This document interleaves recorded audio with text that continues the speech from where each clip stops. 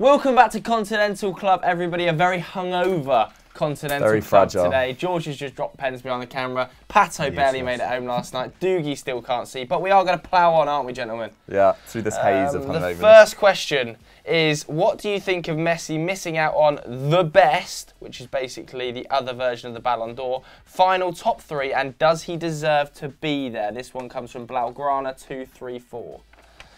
Pato. Yes, of course he deserves to be there. Why? He's the best player in the world. Well, he was much better than Ronaldo all of last season. So why is Ronaldo? Why is Ronaldo in there? Shining in the key parts of the Champions League, I imagine. We didn't. Well, not the final, but the semi-final, the quarter-final. 18 goal involvements in the Champions League. Yeah, I mean, he's always had a great scoring rate in the Champions League, but he played way less of a part in the league and actually had they had a terrible league campaign generally, Real Madrid, coming in third. Messi, as always, is comfortably the best player in the world. I find it hard to believe that he shouldn't be in there ahead of Salah as well. I understand Salah had a good season, but Messi was actually involved in just as many goals and was doing far more for his side. I think if you took Salah out of that Liverpool team and put Messi in, I think Liverpool would be quite a lot better, is my feeling.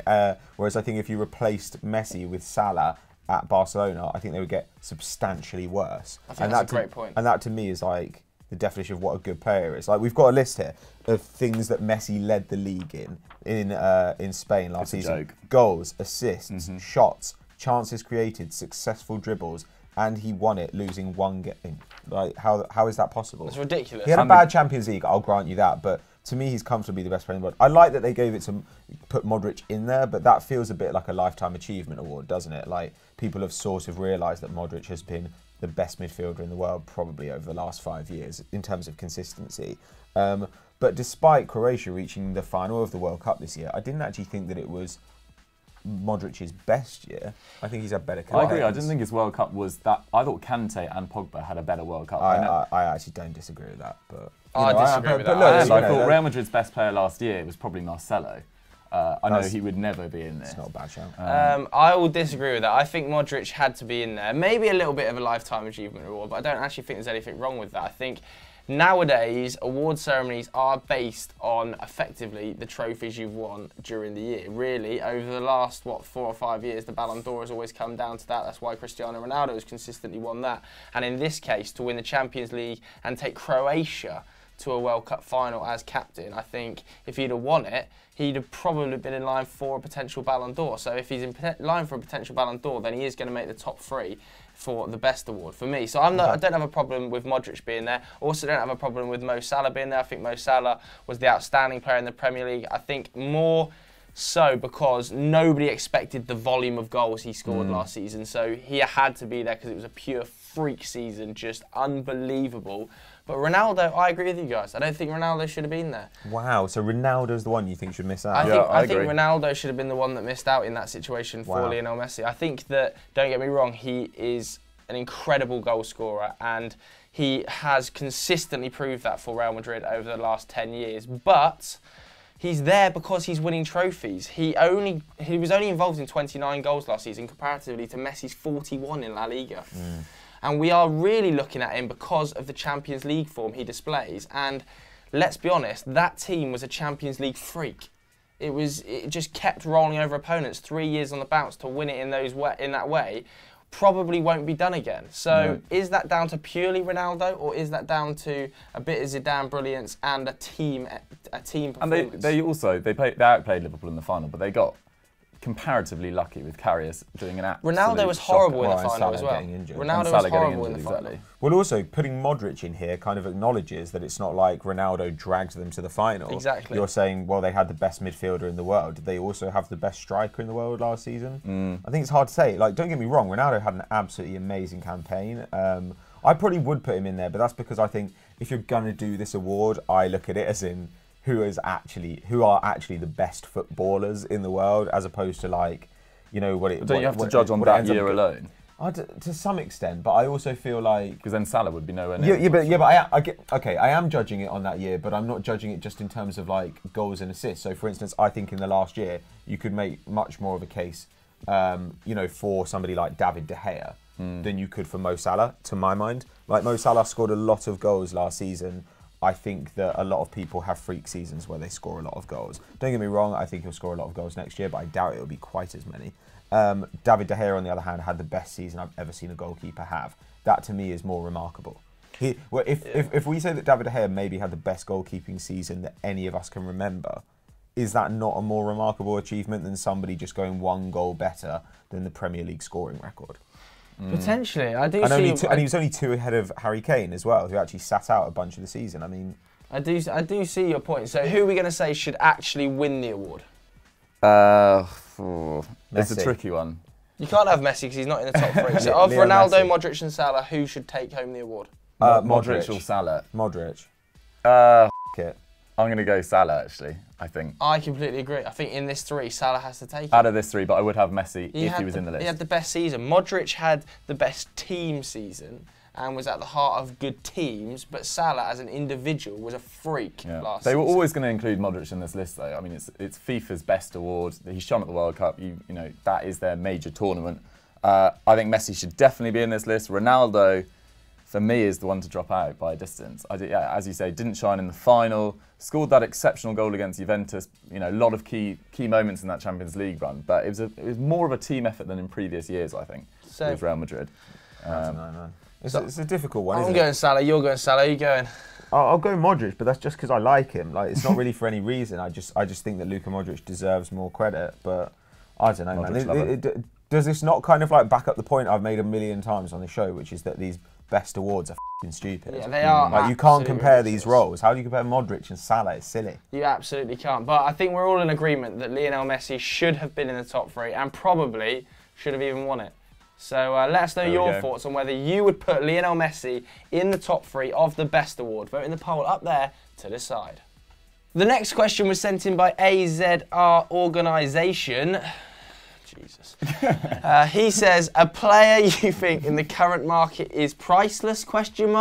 So we want to know, basically, who do you think is priceless to their club? Because everybody's got a price in this market, but to their club, who cannot afford to be sold? Pato. I think David De Gea. I think David De Gea is priceless. And if you're priceless to Man United, then I mean, that really is saying something. Like, last season, he has made the difference between Man United not being in the Champions League and being in the Champions League. Yeah. That was in the Van Gaal years. And probably last season, between them being 5th or 6th and being 2nd. According to expected goals, you'd have predicted them based on the quality of the chances they gave up to have conceded about 43, 44 goals in the league last season. They conceded 28. That's ridiculous. Absolutely insane. Absolutely fine. And in their case, they're not like Burnley, where you look at these expected goal numbers for Burnley and you think, okay, what's going on? And then when you watch the game, you realise that there are tons of players between the guy shooting and the goal. And XG doesn't know where the players are. We don't have that data yet, that tracking data.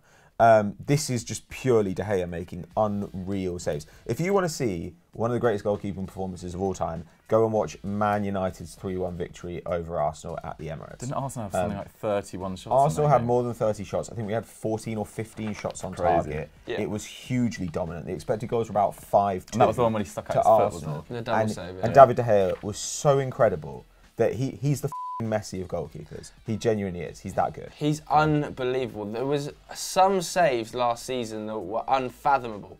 Literally, like, some of the best goalkeepers of all time, their highlight reels, David De Gea produced in a season last year.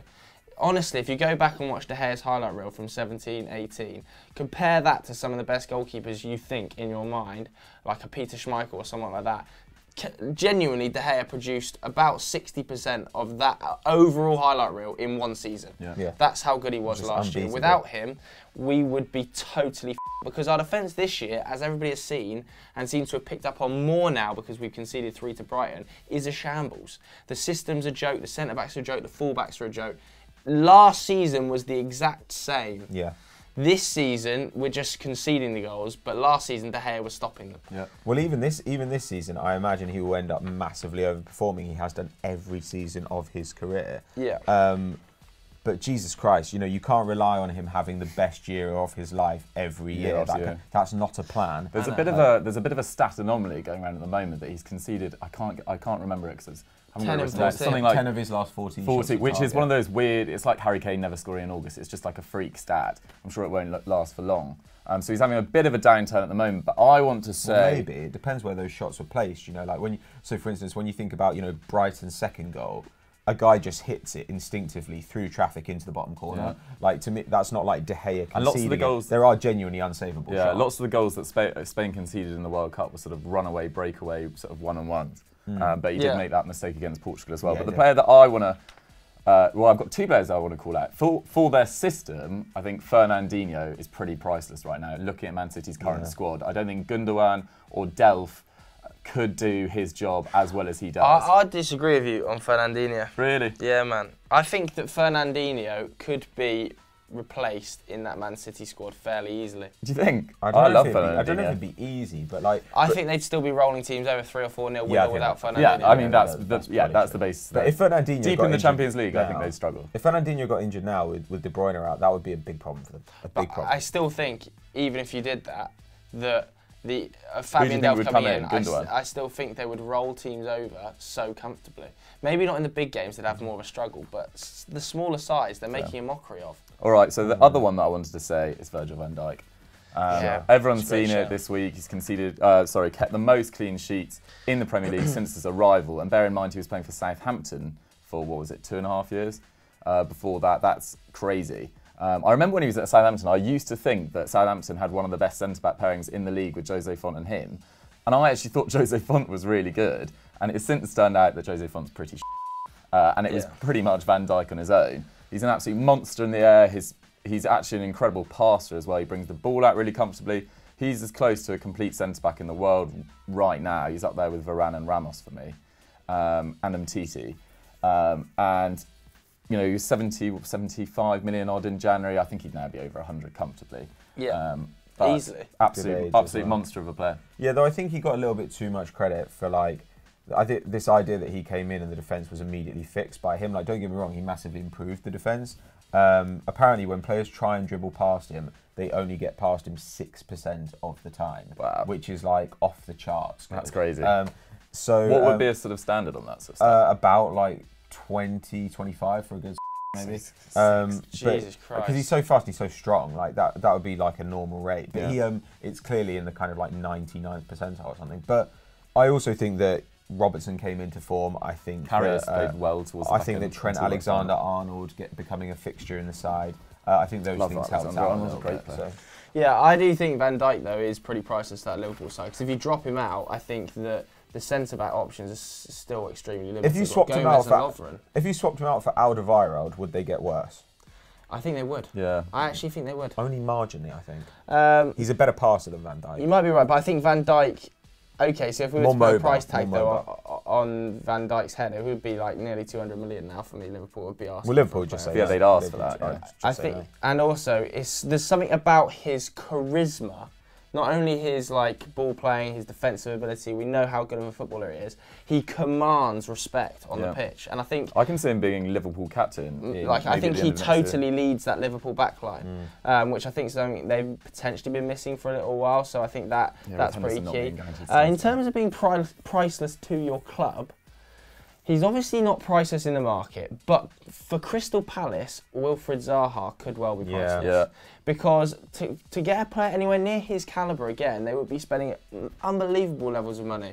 And his output, I believe, without him last season, they didn't pick up a single point. So it is crazy. Yeah, well, I think that's a little bit of a freak result. Potentially, but without Zaha, they are so mediocre. With him, I actually think they can roll sides over and finish top 10 this season. Yeah, I actually really like Palace. I think they were probably the 7th best team in the league last year. He kind of changed mine and your opinions with Zaha last season, didn't he? Before that, he was a little bit hit and miss, really. I'm not going to say anything against Zaha. The last time I did, I got death threats on Twitter, so I'm just going to keep it nice and positive. Yeah, no, Zaha's a very good player. But around Europe, I'd also give a shout out to Mauro Icardi for Inter. It's so crucial. I mean, he scored just under half their goals last year. I was actually quite surprised that he stayed because he's had quite a difficult relationship with the Nerazzurri fans over the last few years. With his agent, his wife, looking for a move on a few occasions. And I thought he'd be the perfect fit at Real Madrid. So yeah, I'd give a shout out to Mauro Icardi. Pat, have you got anyone else from around Europe? I don't know, I mean, I guess if we're going to say Icardi, you could also say Immobile at Lazio. Now, don't get me wrong, I think they could get another good striker, but for some reason, Immobile in that side is just dynamite. God, I don't know. I mean, and then you... I think it's actually a positive that we're struggling to think of names for a lot of top sides. Yeah. That just shows the depth and the quality that top teams have nowadays. There's no longer a reliance on one superstar. Obviously, we could say Messi is completely priceless to Barcelona. That is a boring point. So we're not going to talk about Messi. It goes without saying. But other than Messi, most sides, you look at Atleti, they're so stocked in nearly every area. Real, so stocked in nearly every area. Juventus now, with Ronaldo, Dybala, Mandzukic, it's stocked in every area. It's the same with City, Bayern Munich, PSG's front line, so I think that's a positive for almost everyone across Europe. Yeah, definitely. Like, if you have a team that only functions with one guy, then you're fragile. Yeah. And as a team, what you want is to be as robust as possible. And one of the ways to do that is to make sure that somebody snapping their ACL in September doesn't just end your season. Yeah, that's ridiculous for a big club. But what's your guys' thoughts on this one? Do you think there are any players out that we've missed that are priceless to their current club? Let us know your thoughts in the comments below. Quickfire questions time now. The first one was sent in by Caleb. He says, who is the most overrated manager? Ready to unleash. Who is it? Doogie, most overrated manager. There's a few choices. I'll probably go for Ernesto Valverde. I think the way they fell apart in the Champions League against Roma last year was frankly embarrassing. I think they got very lucky in lots of games in La Liga last year. I don't think he's up to much. I think the Barcelona fans have slightly realised that now. He's done very well to get that job, to be honest, after a mediocre time at Athletic Bilbao. So I'm going to go Valverde, but I know Pato's got a few candidates ready. Oh, mate, I've got loads. Go on, let's not have too many. Free. I don't know if Eusebio Di Francesco at Roma is that good. He might be, but at the moment, I don't think. I think he's a significant downgrade on Spalletti. I think that Eddie Howe is not a good manager. Don't get me wrong, he's got like limited resources, but he buys horribly, and he can't put together a competent defence. Dreadful. God, who else? Lucien Favre. I think that, again, he's an okay defensive coach, but his teams are horrible in attack, and eventually they do get found out in defence, like Nice did in his second season, and like Borussia Mönchengladbach did after a few years there. And who else is Jose Mourinho. There you go. I'll say Jose Mourinho. He is horribly overrated. Zidane. Before you said Zidane, but I'll say Jose Mourinho for my overrated manager. Just not got it anymore. The next one, JJ. Deschamps as well.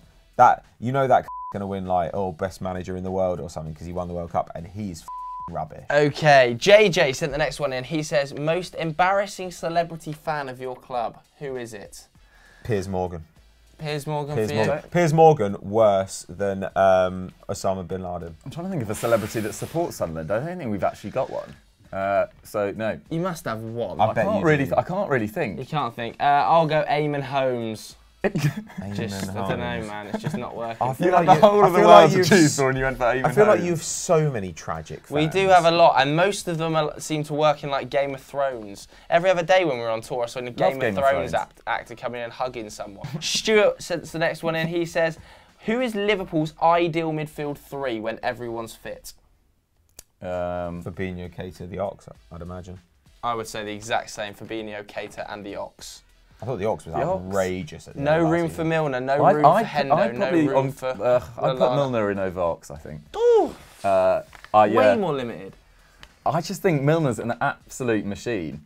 He's still the fittest man at Liverpool, gets a load of assists and goals. Well, not so many goals, actually. But yeah, really underrated. I go Milner over Ox, and also you can't rely on Ox. Crazy for more than 10 games. It's mental. The last one was sent in by Tynan. He says, can we count on Richarlison to win the PFA Young Player of the Year?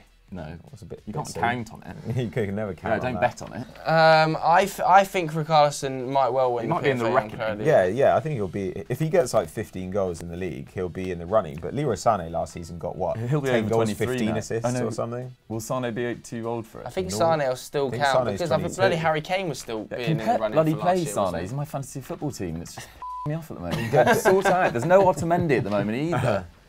You're Off bets. So we're all saying Richarlison. Well, Dele Alli, in the reckoning. He'll be in the reckoning. Dele Alli could have an outrageous season as well. And you know what? If they were to sack Mourinho at Man United, you could see Anthony Martial absolutely banging. Well, Naby just Keita as just well. to be spiteful. Naby Keita definitely eligible for it. He's what, 22, 23? Naby Keita could have a monster season. So there we have it. That is the end of Continental Club for yet another week. If you want to get your question answered next week, bang it in the comments below or just send it to us on Twitter. Gentlemen, what else is happening on the Football Daily Network this weekend? Go check out Stat Wars. It's me taking on the hamster, who's looking to bounce back after his shocking loss to Michael McCubbin in the Stat Wars the Champions final. Go check out VFN when you finish this on Football Daily. Pato? The Football Social. The Football Social will be on tomorrow. I believe it's the 3 o'clock Saturday kickoff. So what does that include? Arsenal, West Ham. I don't actually remember which other games are on. There's a couple of good teams. Who's on it this week? Are either of you guys on it? It's not. It's Mikey McCubbin and Adam McCullough. Ooh, interesting nice stuff. lineup. Yeah, so Max. if you want to see an alternative commentary on the weekend's action, then make sure you tune into that. Yeah. Thanks very much for watching. Goodbye.